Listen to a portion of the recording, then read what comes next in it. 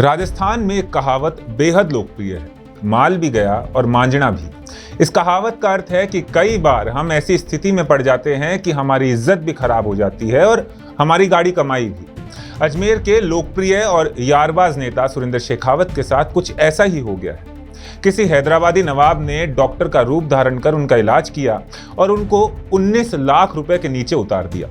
उन्होंने खुद मीडिया के सामने अपने साथ हुई इस ठगी का हृदय विदारक खुलासा किया है। उन्होंने बताया कि किसी धोखेबाज डॉक्टर ने उनके अंडकोश सहित कई प्रत्यंगों के इलाज के नाम पर लाखों रुपए लूट लिए।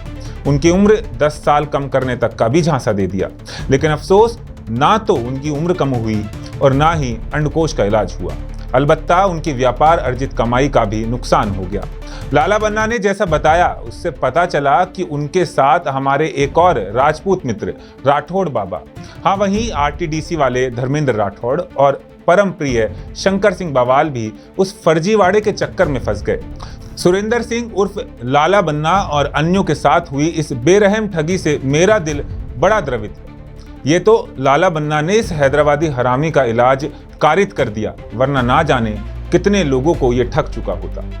बन्ना के अलावा ना जाने और कितने लोग होंगे जो माल गंवा चुके होंगे। यहाँ बन्ना ने माल भी गंवा दिया और मांझना भी, मगर दुनिया के लोगों का माल मांझना जरूर बचा लिया।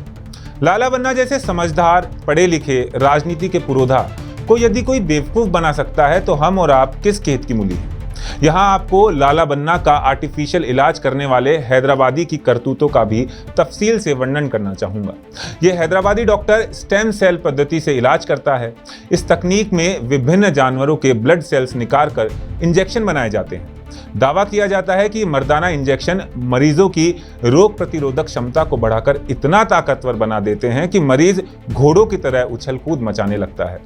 किन किन जानवरों के सेल्स वैज्ञानिक इन इंजेक्शन में भरते हैं मुझे नहीं पता, मगर मैं कल्पना करता हूं कि कम से कम भालू, घोड़े, शेर, चीते, बंदर, भेड़िए जैसे खुर्रांट जानवरों का रक्तकण तो इन दवाओं में इस्तेमाल किया ही जाता होगा। जाहिर है कि जिन जानवरों के सेल्स आदमी में आते हैं वो कमाल तो दिखाते ही होंगे।